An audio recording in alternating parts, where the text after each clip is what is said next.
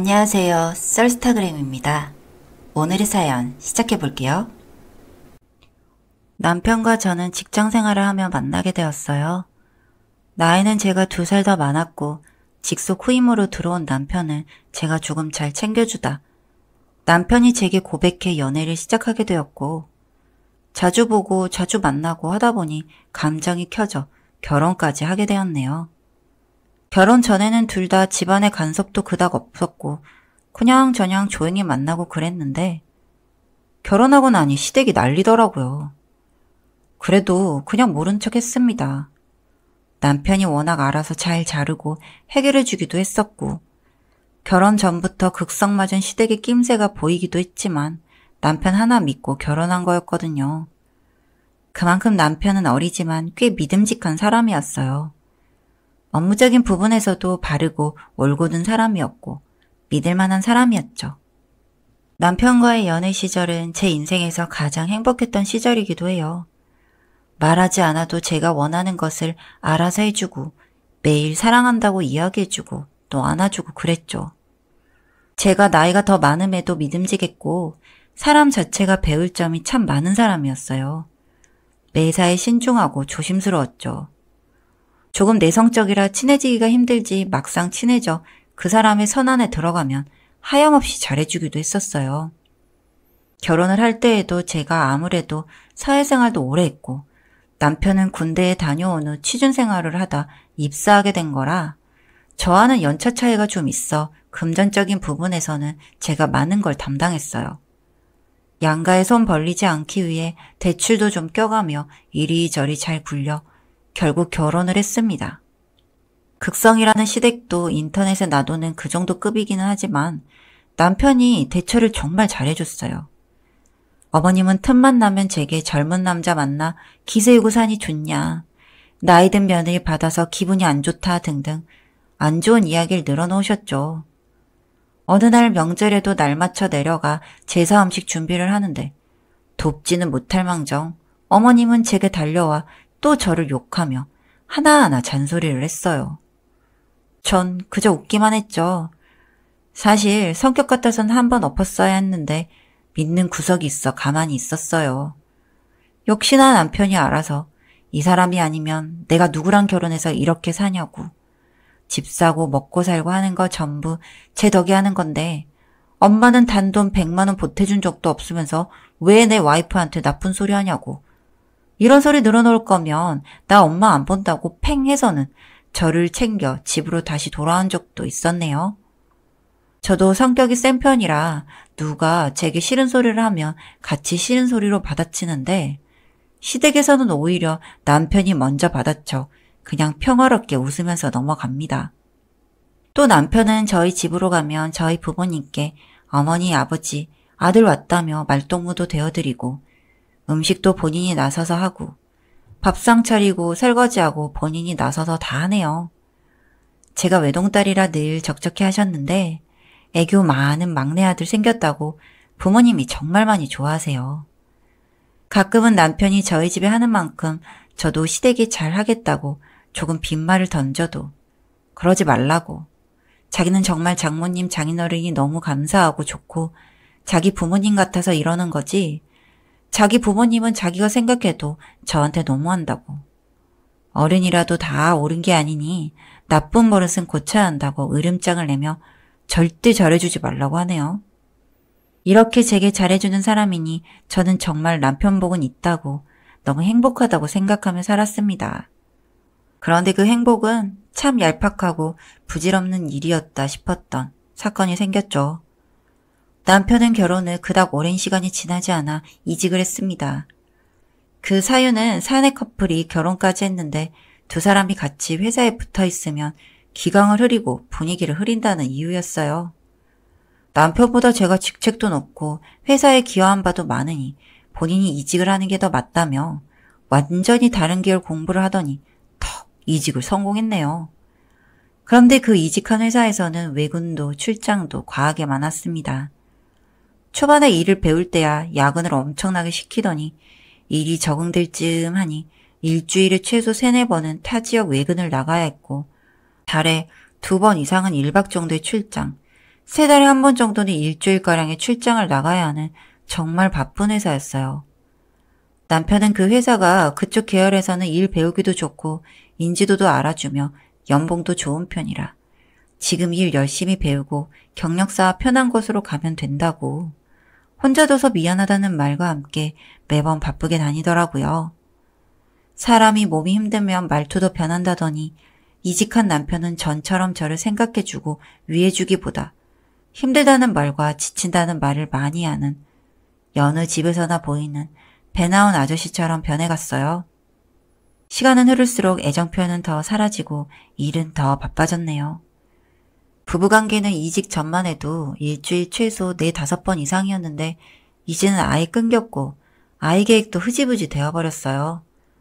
제가 노산이라 아이를 낳으려면 얼른 준비를 해야 하는데 지금도 너무 늦어 저는 마음이 급한데 남편은 아예 생각도 없었죠. 솔직히 불안하고 외로웠지만 남편이 제게 쌓아온 것들이 있어 기다리고 또 버텼습니다. 뜸해진 남편에 괜히 섭섭해하는 부모님을 달래고 막아주는 남편을 이루는 시댁에서 제게 더 간섭과 잔소리를 하는 시댁 식구들을 혼자 이겨내며 견뎠어요. 그러던 중 남편은 어쩌다 외근도 출장도 겹치지 않는 온전한 휴일을 맞았고 저는 간만에 친구들을 만나러 갈 일이 생겼어요. 제 차가 정비 중이라 남편 차를 타고 가야겠다고 이야기를 했고 키를 챙겨 남편 차로 내려갔어요. 친구 집으로 향하는데 초행길이라 내비를 찍었습니다. 그런데 내비에 찍힌 자주 가는 주소 대부분이 모텔이었어요. 출장을 자주 가니 그럴 수도 있다 싶었지만 남편이 이야기한 출장 제안은 전혀 다른 그냥 집 근처의 모텔이었죠. 이게 무슨 일이지 싶어 최근 검색 기록을 봤습니다. 분명 제일 최근 남편은 타 지역으로 이방 출장을 갔는데 찍힌 내비에는 집 근처 모텔과 근교 바다가 있었어요. 간간히 멀리 찍힌 장소도 있었지만요. 저는 불안한 마음에 약속을 취소하고 블랙박스 메모리를 꺼내 근처 PC방으로 향했습니다. 편의점에서 이어폰을 하나 사들고 PC방으로 올라가 메모리에 저장된 최근 영상들을 모두 다운받아 하나씩 열어봤는데 그곳에는 다 다른 여자들이 있더라고요. 교복을 입은 여학생, 어리게 생긴, 많이 봐도 여대생쯤으로 보이는 사람도 있었고 제 또래로 보이는 사람도 있었어요.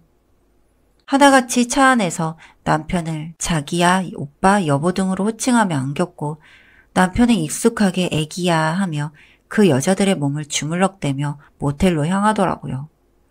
그중에서 좀 자주 등장하는 여자는 가끔 바다도 가고 근교로 여행도 다니는 모습이 찍혀 있었어요. 정말 역겹게도 휑한 논밭 갓길에 차를 세워 관계를 하거나 새벽 고속도로 휴게소 주차장에서 차 보넷 위에서 키스를 하고 관계를 하는 모습도 있더라고요. 운이 좋은 건지 나쁜 건지 블랙박스 메모리가 꽤 긴 기간 영상이 다 녹화되어 있었고 저는 저장된 영상 중 상당 부분을 보고 계속 울었어요. 정말 믿었고 사랑했던 남편이자 인생의 동반자라 생각한 사람이었는데 도대체 제게는 회사에 있다고 했던 시간들조차 전부 밖에서 다른 여자들을 만나고 있었네요. 저는 결국 PC방에서 밤을 새우고 퉁퉁 부은 눈을 하고 집으로 돌아갔습니다. 남편은 집에 안 들어오고 이게 뭐 하는 거냐고 왜 막 그런 식으로 하는 게 맞냐고 소리를 지르더군요. 제가 이런 일이 있었던 게 처음이었으니까요. 저는 말없이 블랙박스 영상이 든 메모리를 탁자 위에 올렸습니다. 이야기하다 말고 이게 뭐냐고 묻는 남편에게 블랙박스 다 봤다고 조용하게 말을 꺼냈어요. 울 만큼 울었고 배신감도 끓어오르는 분노도 밤새 사그라들고 남은 감정이 없었거든요. 투자한 돈과 시간은 제 몫이겠거니 사람 잘못 본 내 잘못이구나 싶어 그냥 합의 이혼으로 끝낼 작정으로 집으로 돌아온 거였는데 남편은 그 말을 듣자마자 표정을 굳히다 눈물을 뚝뚝 흘리며 미안하다고 무릎을 꿇고 빌더라고요. 그 모습을 보는데 아무런 감정도 없었고 생각도 없었어요. 묻지도 않았는데 남편은 혼자 줄줄 이야기를 했어요. 회사를 다니는데 계속 저와 남편을 비교했다. 그걸 견디기 힘들어 퇴사하고 이직하려는데 잘 안 되더라.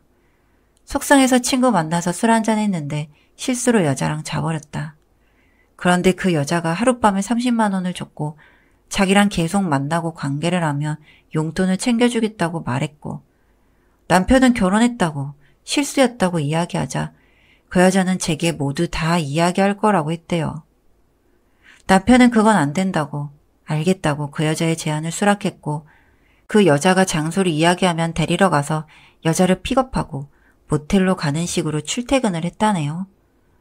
어떤 날에는 다른 여자가 있었고 어떤 날에는 그 여자가 어딜 가자 했대요. 그래서 멀리 가면 출장, 길어지면 외근 등 그런 식이었네요. 관계를 안 하면 그 여자의 회사에서 회계 업무를 도와줬고 하룻밤에 30에서 80 정도를 받으며 거의 직장인 월급 이상의 수준을 받았고 돈 맛을 보니 아닌 걸 알면서도 계속했다고 하네요.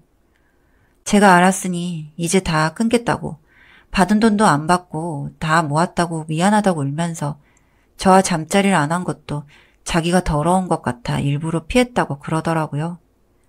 그렇게 이야기하면 제가 아 그렇구나라고 이야기라도 할 줄 알았던 건지 그냥 좋게 이야기해야 협박당한 거지 실상은 몸 팔고 받은 돈이잖아요. 돈 많은 여자들 미성년자 성인 안 가리고 돈만 주면 다 벌리고 대주는 그런 짓 하고 다니면서 저랑 결혼 생활을 이어갔다는 사실도 역겨웠고 핑계를 대며 제게 미안하다고 용서해달라고 말하는 그 낯짝도 더러웠어요. 다시 차오르는 분노에 저는 남편의 뺨을 주먹으로 갈긴 후 집을 나갔고 본가로 들어갔어요. 도착하자마자 시댁에 남편이 한 짓을 정리한 내용과 블랙박스 영상을 보내고 전부 차단했습니다. 차마 아빠한테는 바로 이야기를 하지 못했고 엄마에게 모든 일을 이야기하고 변호사를 찾아갔어요. 당연히 불법 성매매였고 그 여자들도 모두 문거 신고를 할 수 있다는 말에 전부 신고했고 남편은 고소와 이혼 소송도 했습니다. 위자료, 피해 보상금 등을 청구했고 남편이 공적으로 엮여있는 모든 기관이나 단체에 내용 증명을 제출했어요. 변호사를 만나고 돌아오고 답답한 마음에 피우지도 않던 담배라도 피워볼까 싶어 아파트 흡연장으로 향했습니다. 처음 피우는 담배에 쿨럭거리고 있는데 남편의 얼굴이 보이더군요. 집에서 나오는 저를 쫓아왔는지 얼굴에는 눈물 자국이 덕지덕지 붙어 저를 보자마자 집에까지 이야기하면 어떡하냐. 이혼은 안 된다. 자기 체면 좀 살려달라. 나 진짜 제 취업에서 제대로 살겠다 등등 온갖 이야기를 하더라고요.